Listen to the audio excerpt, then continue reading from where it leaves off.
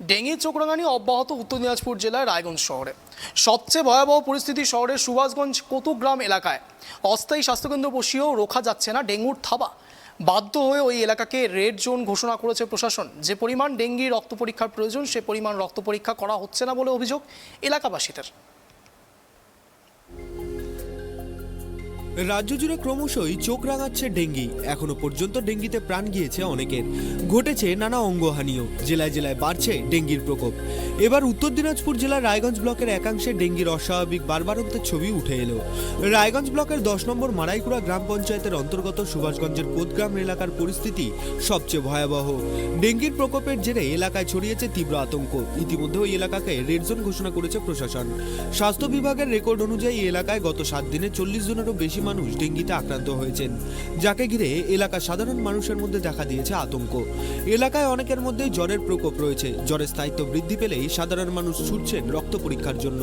যে পরিমাণ ডেঙ্গির রক্ত পরীক্ষার প্রয়োজন সে পরিমাণ রক্ত পরীক্ষা করা হচ্ছে না বলে অভিযোগ এলাকাবাসীদের, আর যার ফলে আক্রান্তের সংখ্যা তেমনভাবে ধরা পড়ছে না বলে জানিয়েছেন এলাকাবাসীরা। সমস্যা হচ্ছে গিয়ে আমাদের পাড়াতে প্রচণ্ড হারে ডেঙ্গু জ্বর বেড়েছে। ঠিক আছে, প্রথমে 15 জন থেকে আরম্ভ করে 40 জন, এখন 54 থেকে 55 জন হয়ে গেছে। তো প্রশাসনের কাছে আমি দৃষ্টি আকর্ষণ করতে চাইছি, আপনারা একটু কাইন্ডলি দেখুন মানে কীভাবে এর মোকাবেলা করা যায়। জ্বরে আক্রান্ত মোটামুটি 200 পার। হ্যাঁ, মোটামুটি দেখুন কম বেশ জ্বর তো হচ্ছেই।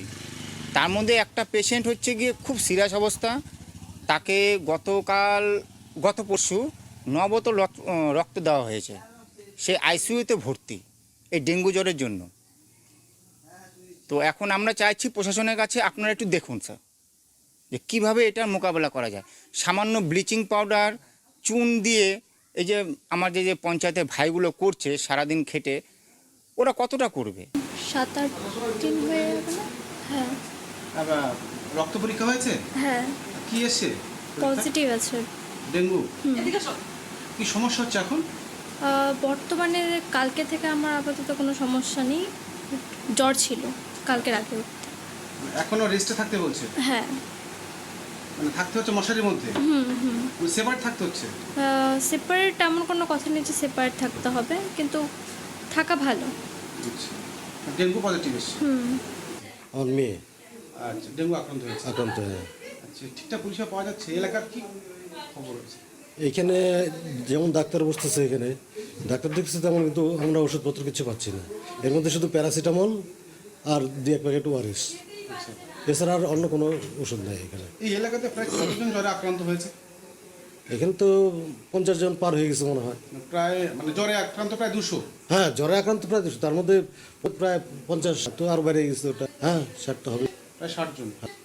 আচ্ছা, আর বলছি যে সরকারি কোনো আধিকারিকরা আপনাদের সঙ্গে কথা বলছে বা এলাকায় ঘুরছে, এরকম দেখা যাচ্ছে? না, সেরকম কিছু দেখা যায় না তো। জঙ্গল পরিষ্কার? হ্যাঁ, এটা একটা কি পঞ্চায়েত থেকে কি করছে, এখান থেকে ব্লিচিং পাউডার এগুলো দিচ্ছে আর কি। চারদিকে পাড়াতে স্প্রে করতেছে, তারপর ছিটাচ্ছে। এখনো চলছে না এখন বন্ধ? না, চলছে এখনো। এখনো চলছে? হ্যাঁ। খুব আতঙ্কে আছেন আপনারা? হ্যাঁ, সে তো অবশ্যই।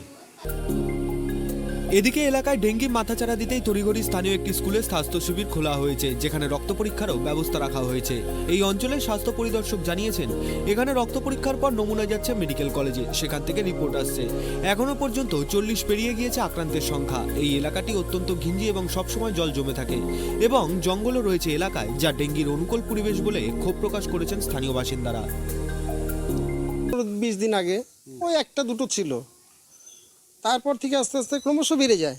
আজ 50-এর কাছাকাছি পজিটিভ। হ্যাঁ। কত? 60? হ্যাঁ, মোটামুটি এরকমই হবে। কতটা হবে?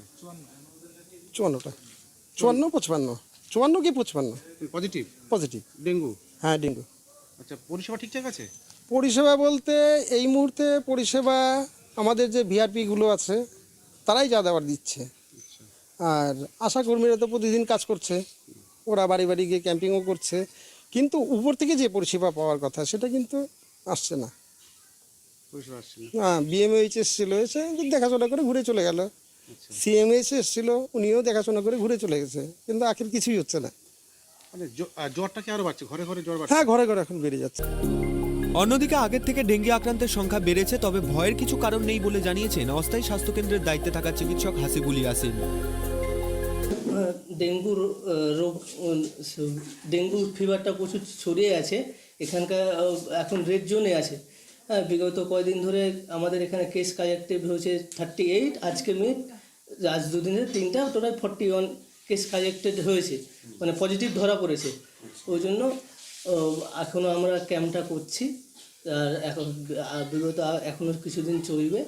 আর টেস্টগুলো আমরা যে মানুষ যত আসছে সবাইকে টেস্টটা করানোর জন্য মানে বলছি, কী বলে এটাকে, সাহস দিচ্ছি যে করান টেস্টটা। হ্যাঁ, প্লাস আপনারা যদি এই রোগটা অত ভয়েরও কিছু কারণ নেই, ঠিকমতো ডিহাইড্রেশনটা মেনটেন করিয়ে এবং জ্বরের ট্যাবলেট, জ্বরের প্যারাসিটামল ঠিক মতো খেয়ে আশা করা যায় রোগটাকে এগেনস্টে আমরা ভালো কাজ করতে পারবো এবং পেশেন্ট ভালো ফল পাবে। এটা বলছি, এই এলাকাতে কতজন জ্বরে আক্রান্ত হয়ে আছে? এই এলাকাতে এখন পর্যন্ত আমাদের কেস পজিটিভ এসছে 40। আর জ্বরে আক্রান্ত? জ্বরে আক্রান্ত তো আছে অনেকে এসছে, তো প্রায় 100-150 কাছাকাছি সেটা। কিন্তু যে বাকি রিপোর্টগুলো যারা এসছেন তাদেরকে আমরা টেস্ট করতে দিয়েছি, কিন্তু পজিটিভ পেয়েছি আমরা এখন পর্যন্ত 40টা। বিষয়টি স্বাস্থ্য দপ্তরের বিভিন্ন স্তরে জানানো হয়েছে, ক্রমাগত মনিটরিং চলছে। এলাকায় সচেতনতামূলক বিভিন্ন কর্মসূচিও গ্রহণ করা হয়েছে। সাধারণ মানুষকেও সচেতন করা হচ্ছে ডেঙ্গুর সম্পর্কে। সব মিলিয়ে এখন ডেঙ্গি নিয়ে আতঙ্কিত এই অঞ্চল সংলগ্ন এলাকার মানুষ। কত দ্রুত এই পরিস্থিতি স্বাভাবিক হয় সেদিকেই তাকিয়ে সকলে।